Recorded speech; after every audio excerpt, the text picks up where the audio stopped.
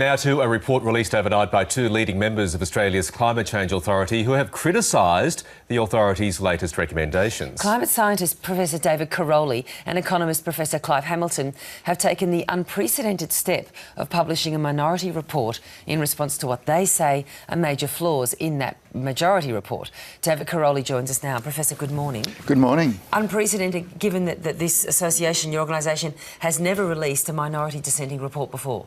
That's correct. The Climate Change Authority has existed since 2012, has produced a number of reports, and in the past all the reports have reached a consensus between the differing views of all the members. What are the main concerns for you out of the majority report? Well, the main concern is that the report does not provide recommendations on policies that will allow Australia to meet its obligations under international agreements to take its fair share in global action to limit global warming to under 2 degrees.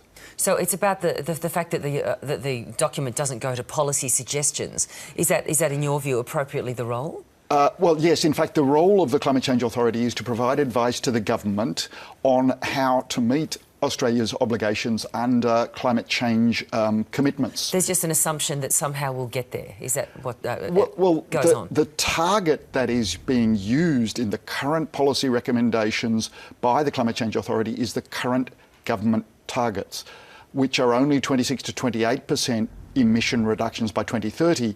But in fact, that means that Australia would then not be contributing its fair share to global action. Australia is the highest per capita emitter of greenhouse gases of all countries in the world, and therefore Australia should be doing more because it is contributing more to climate change growth, to global warming around the world. You're saying the majority have tailored their findings to suit political circumstances. It's a very strong accusation to make, David Karoly.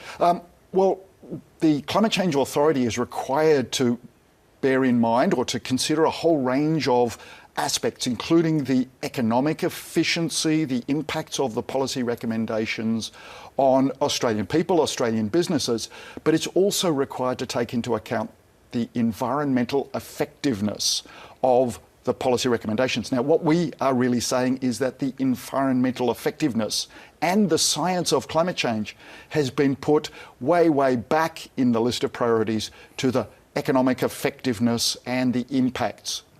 Which means jobs, people in the coal industry, of which there are still lots and will be for many years to come. There will be jobs, but in fact the really interesting aspect of that is that a number of assessments have identified that there are more job opportunities in producing renewable energy solutions to climate change in Australia. In fact, Australia has lots of opportunities to address climate change and to benefit the economy and benefit the community. Well, David Karoly, I assume that you and your colleague had this discussion or this argument with the rest of your broader colleagues when it came to actually writing the report.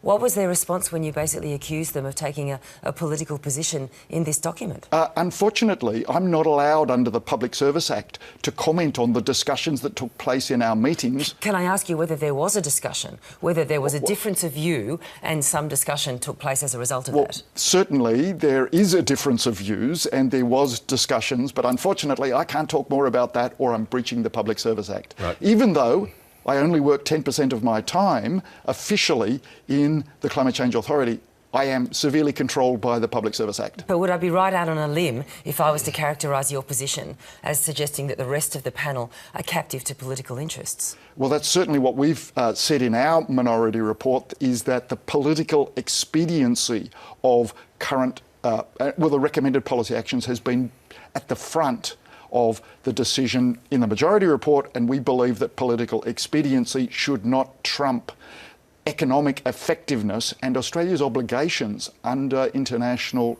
climate change law. Very strong words. When you look at the composition of the board, Wendy Craik, a leading businesswoman, chairs it. Alan Finkel, the chief scientist, is an ex officio member. So the accusation applies to all of those people?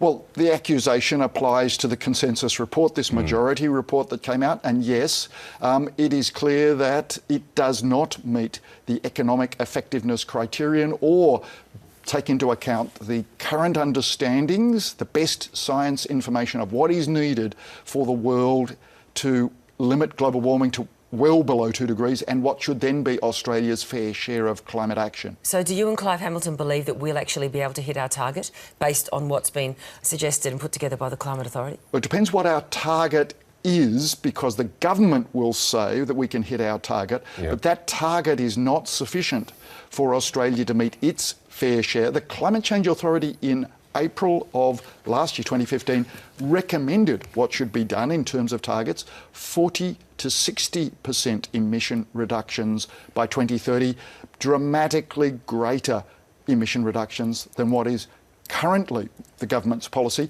The current policy recommendations in the majority report mean that most of Australia's allowance for emissions under international law, 90% of that will be used up by 2030, leaving only 10% of that budget for the remaining 20 years until 2050. If you're so concerned and so angry, of course, you and Clive can quit the board. Why don't you do that? Well, that's a really good question. And one of the reasons is that I am the only climate scientist on the Climate Change Authority membership at present, and I feel that it's important for me to continue to provide information based on the best available climate science to all the members of the Climate Change Authority, and so that its recommendations and future advice can be better based on climate change science. And just quickly and finally, is your working relationship able? Is it able to be worked now? I mean, can you actually work with these people once you've published this minority report? Well, I believe that I can work with them. Do they believe they can work with you? I don't know. You would have to ask them about that, Virginia. Okay. All right. David Karoly, thanks so much. You're welcome. Thank you.